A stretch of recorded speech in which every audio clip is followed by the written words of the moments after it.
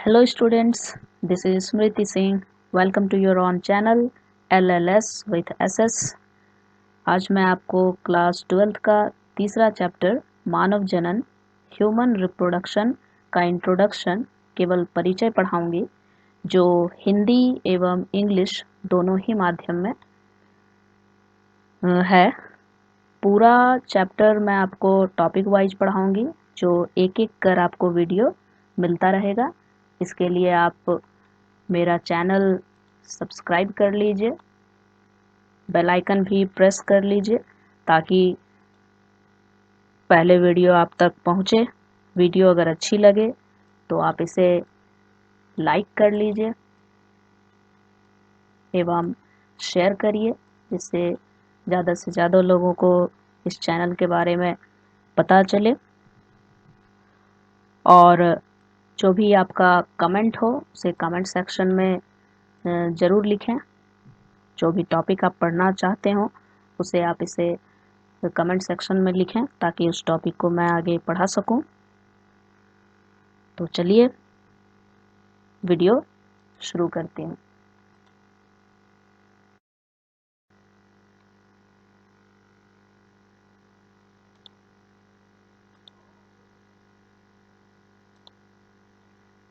मानव जनन human reproduction.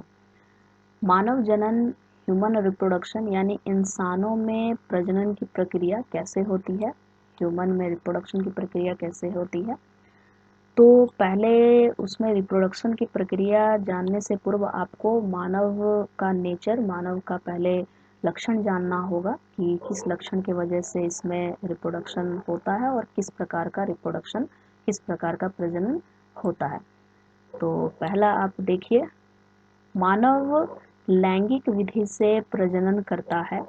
हाँ, इंसानों में लैंगिक विधि से प्रजनन की प्रक्रिया होती है, क्योंकि मैं पहले ही आपको बता चुकी हूँ कि जो उच्च वर्गीय जीव होते हैं उसमें लैंगिक विधि से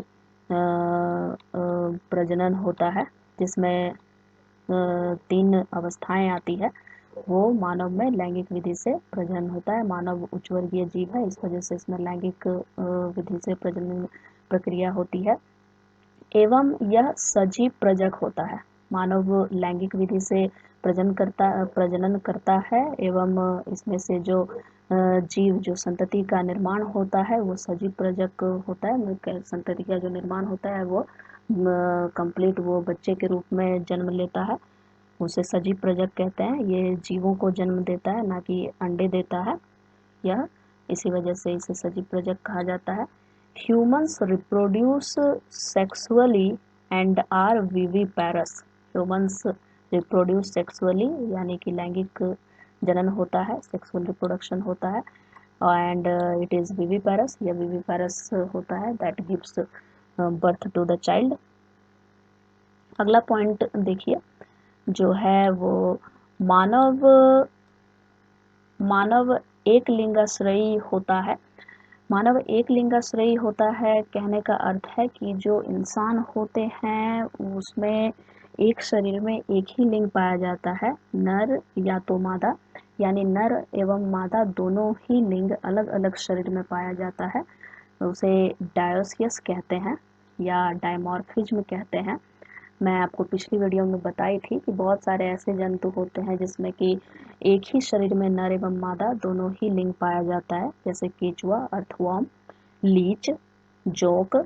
इन सब जीवों में दोनों ही लिंग एक ही शरीर में पाए जाते हैं, इसलिए उसे द्विलिंगाश्रयी कहते हैं। पर इंसान जो है वो एक लिंगाश्रयी होता है और इसी वजह से उसे डायोसियस या डायमॉर्फिज्म कहते हैं। डायमॉर्फिज्म कहने का अर्थ है कि di means two, morphism means आकृति, यानी 2 प्रकार की शरीर की आकृति होती है इंसानों की। नर अलग होता है और मादा अलग, इस वजह से उसे डायमॉर्फिज्म कहा जाता है। अगली जो बिंदु है वो देखिए, मानव में जनन का पड़ाव जो आता है वो वयस्कता के बाद आता है। वयस्क, जब इंसान वयस्क हो जाता है तब वह प्रजनन की प्रक्रिया कर सकता है। वयस्क होने का अर्थ है कि मैं आपको बताई थी कि जो कोई भी जीव होते हैं उसके जीवन में 2 पड़ाव आता है। एक जुवेनाइल फेज़ यानी जब वो जनन प्रक्रिया से पहले का पड़ाव होता है जो जनन करने लायक नहीं होता है, और एक होता है वेजिटेटिव फेज़ यानी रिप्रोडक्टिव फेज़ भी उसे कहते हैं, जो प्रजनन की प्रक्रिया की अवस्था होती है जिसमें वो प्रजनन कर सकता है। तो इंसान भी जब रिप्रोडक्टिव फेज में आएगा तो वो रिप्रोड्यूस तब वो जो है जनन कर सकता है। तो वो वयस्क होने के बाद रिप्रोडक्टिव फेज में आ सकता है। तो वयस्कता इंसानों में कब आती है? जब कोई इंसान उसे पुबर्टी बोलते हैं, पुबर्टी स्टेज, वयस्क होना मतलब पुबर्टी। तो इंसानों में वयस्कता कब आती है? जब मानव नर होता है, तो नर मानव में जब नर मानव 15 वर्ष का होता है तो 15 वर्ष के बाद वह वयस्क हो जाता है और वो रिप्रोडक्टिव फेज में प्रवेश करता है और वो उस वक्त रिप्रोडक्शन कर सकता है। उसके बाद वो रिप्रोडक्शन कर सकता है। और मादा मानव में जब मादा मानव होती है तो मादा मानव 12 से 14 वर्ष के बीच उसमें व्यस्तता व्यस्तता आती है। पुबर्टी स्टेज उसका होता है जिसमें कि वो रिप्रोड्यूस कर सकती है, वो प्रजनन कर सकती है, वो उसका रिप्रोडक्टिव फेज कहलाता है। आगे है मानव जनन में 3 अवस्था आती है। मानव जनन जो है, मानव जिसमें प्रजनन हो रहा है, जो ह्यूमन रिप्रोडक्शन हो रहा है, वो लैंगिक तरीके से हो रहा है, सेक्सुअल रिप्रोडक्शन हो रहा है। तो सेक्सुअल रिप्रोडक्शन होने के कारण इसमें 3 अवस्थाएं आएंगी, क्योंकि सेक्सुअल रिप्रोडक्शन जो होता है वो उसमें निषेचन की प्रक्रिया होती है, यानी नर एवं मादा युग्मक के मेल से जो युग्मनज का निर्माण होता है तो उसे सेक्सुअल रिप्रोडक्शन लैंगिक जनन कहते हैं। तो निषेचन प्रक्रिया होने के लिए सबसे पहले युग्मक का बनना ज़रूरी है। इसके यह अवस्था 3 अवस्था में पूरी होती है। यह जो प्रक्रिया है 3 अवस्था में पूरी होती है। एक निषेचन पूर्व की घटनाएं होती है, प्री फर्टिलाइजेशन इवेंट्स, जो कि फर्टिलाइजेशन से पहले ज़रूरी है, फिर फर्टिलाइजेशन इवेंट, फिर नेक्स्ट आता है थर्ड निषेचन के पश्चात की घटना यानी पोस्ट फर्टिलाइजेशन इवेंट। तो पहले आप निषेचन पूर्व घटनाएं देखिए कि निषेचन पूर्व घटना में कौन कौन सी घटनाएं सम्मिलित हैं। एक युग्मक जनन की बहुत इसमें मुख्य इसमें आता है युग्मक जनन, जो गैमेटोजेनेसिस, ये गैमेटोजेनेसिस होना अति आवश्यक है, क्योंकि लैंगिक जनन सेक्सुअल रिप्रोडक्शन के लिए गैमेट का फॉर्मेशन बहुत ज़रूरी है, युग्मक का जनन बहुत ही ज़रूरी है। तो गैमेटोजेनेसिस, गैमेट का फॉर्मेशन ज़रूरी है। और युग्मन स्थानांतरण, युग्मक का स्थानांतरण बहुत ज़रूरी है, क्योंकि अगर युग्मक का निर्माण हो जाता है, नर एवं मादा दोनों युग्मकों का निर्माण हो जाता है तो दोनों का निकट आना आवश्यक है। तो मैं पिछली वीडियो में आपको बताई थी कि मुख्य तौर पे ज़्यादातर जो मादा युग्मक होता है वो मादा युग्मक जिस अंग में बनता है वो वहीं पर रहता है, और नर युग्मक जो होता है वो मोटाइल होता है, वो अपना स्थान बदल सकता है, वो चलनशील होता है, लेकिन मादा युग्मक स्थानबद्ध होता है। इसलिए जो नर युग्मक है उसको वहाँ से अपना स्थान बदल के मादा युग्मक तक पहुँचना पड़ता है। जब ये प्रक्रिया पूरी हो जाती है तब अगले पड़ाव में ये प्रवेश करता है, जिसे फर्टिलाइजेशन इवेंट, निषेचन की घटना कहते हैं।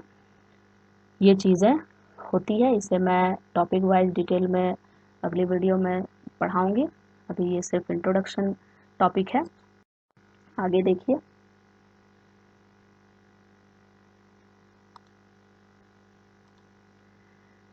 तीसरी अवस्था होती है निषेचन पश्चात घटनाएं। जब निषेचन की घटना पूरी हो जाती है तो इंसानों में निषेचन की घटना कैसे होती है उसका पूरा डिटेल में समझाऊंगी।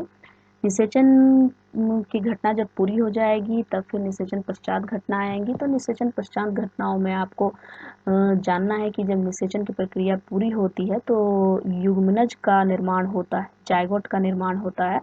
जायगोट का निर्माण होने के बाद फिर उसमें विखंडन की प्रक्रिया शुरू होती है, क्लीवेज। फिर विखंडन की प्रक्रिया होने के बाद जब विखंडन की प्रक्रिया पूरी होती है फिर उसमें जनन परतों का निर्माण होना शुरू होता है। जनन परतों का निर्माण होना शुरू होता है। ऐसा तो आप ये जो मैं 3 पॉइंट बनाई हूँ, जनन परतों का निर्माण, आरोपण एवं भ्रूणोद्भव, ये एक्चुअली ये तीनों ही सम्मिलित है। जब जनन परतों का निर्माण होता है उसी दौरान आरोपण यानी इम्प्लांटेशन भी हो जाता है। जनन परतों का निर्माण कहने का अर्थ है formation of germ layers. germ layer formation, you have to read about formation of germ layers. Then all three steps are linked together. During formation of germ layers, the implantation also happening in that period, and this formation of the germ layer that is known as embryogenesis, means the formation of embryo from zygote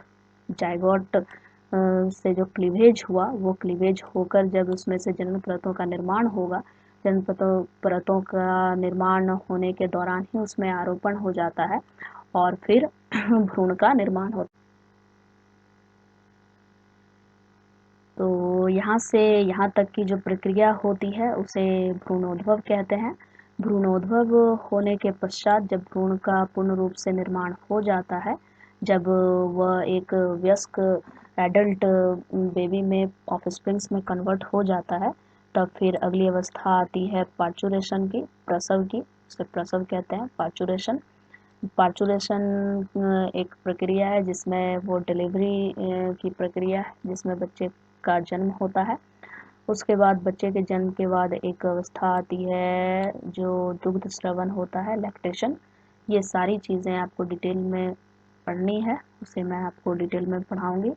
इन सब चीज़ों को जानने से पहले आपको जानना है कि मानव जनन तंत्र, मानव में जो जनन तंत्र होते हैं पहले उनको आपको समझना होगा, तब ये सारी चीज़ें आपको समझ आएंगी।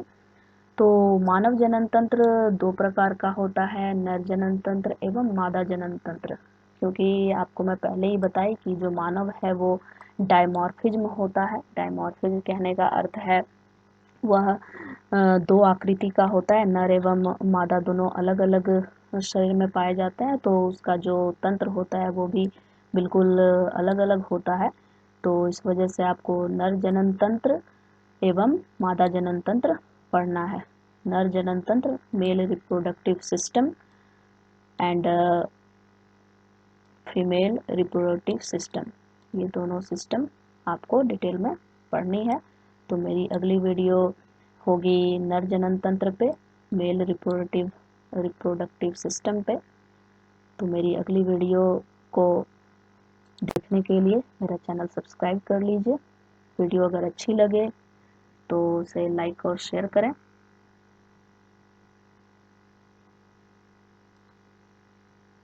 Thanks for watching. धन्यवाद बच्चों।